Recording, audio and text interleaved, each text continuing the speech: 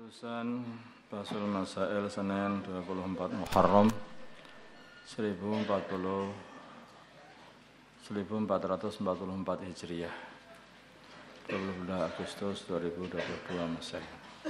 Masalah khuruj fisabilillah dalam keadaan punya hutang. Bagaimana khuruj fisabilillah bagi seorang yang punya hutang sedangkan dia mampu untuk membayar? Diperinci, bila hutangnya tidak memiliki tempo, maka sebelum pergi harus izin kepada pihak yang menghutangi. Bila hutangnya memiliki tempo dan sudah jatuh tempo, maka harus izin juga sebelum pergi kepada pihak yang menghutangi. Ya, bila hutangnya belum jatuh tempo, belum jatuh masa tempo, maka boleh khuruj atau boleh pergi apa saja tanpa izin dari pihak yang menghutangi. Yang bermasalah itu yang harus izin itu bagi yang hutangnya tanpa tidak memiliki tempo atau hutangnya sudah jatuh tempo. Itu harus izin kepada orang yang menghutangi.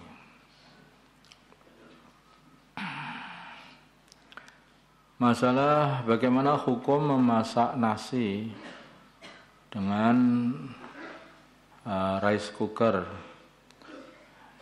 yaitu artinya maksudnya menggunakan listrik masjid itulah. Dengan menggunakan listrik masjid, contohnya menggunakan rice cooker begitu atau di masjid bagi jamaah khuruj fisabilillah. Jawabnya diperbolehkan karena termasuk untuk memakmurkan masjid, bukan makannya maksudnya. Jamaah ini jamaah untuk memakmurkan masjid. Karena jamaah ini adalah jamaah untuk memakmurkan masjid. Ini beda dengan HP ya. Sebagaimana HP sudah jangan sembarangan ngecas HP di masjid. Masalah membaca taklim di samping orang sholat. Bagaimana hukum membaca kitab Fadilah Amal ketika ada orang yang sedang sholat? Jawabnya boleh, asal tidak mengganggu orang yang sedang sholat itu. Mungkin bacanya kuwar sekali, orang sedang sholat, ya. Itu yang enggak boleh, tapi sekiranya itu mengganggu ya enggak mengganggu ya enggak apa-apa.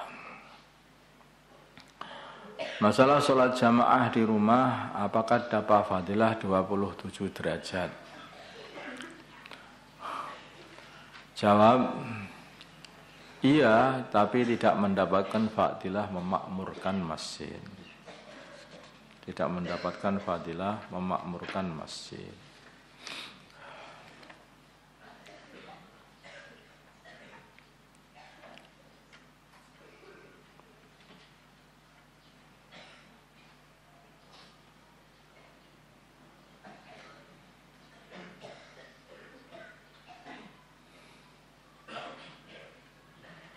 Semakin banyak jamaahnya, karena itu juga semakin afdal.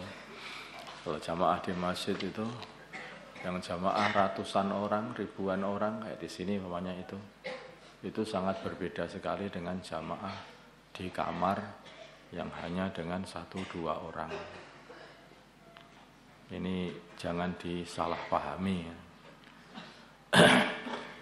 Oh ternyata di kamar juga dapat 27 ya. Di kamar aja kalau gitu. Nah, itu seperti orang begini. Ini ada duit 1 miliar. Kemudian ada duit lagi itu 10.000. Apa kowe ya arep zuhud? Ini tinggal pilih kamu pengen yang mana. Kalau kamu ngambilnya di masjid tak kasih 1 miliar. Tapi kalau mau ngambil di kamar itu tak kasih 10.000. Masjid. Iya kan? Hanya otaknya itu otak duit. Faham kalau duit. Tapi kalau pahala nggak faham. Ini ada pahala yang lebih utama berlipat-lipat. Sholat di masjid, dapat fadilahnya memakmurkan masjid, dapat juga fadilah yang lebih besar karena jamaahnya lebih banyak. Di rumah kalau sholat di rumah juga dapat juga, tapi tidak seperti masjid. Di rumah saja lah. Ini kalau kamu belum sampai akhirat kamu nggak akan paham. Makanya orang itu kalau pikirnya akhirat baru paham. Walaupun di dunia kalau pikirmu sudah di akhirat nanti paham. Tapi kalau orang pikirnya di dunia nunggu dulu cabut nyawanya baru paham. Wah ternyata jamaah di masjid begini deh pahalanya itu. Ya. Paham tadi? Ini tadi itu masail rada mengkhawatirkan daripada itu. Ya, insyaallah. Allahumma shalli ala sayyidina Muhammad wa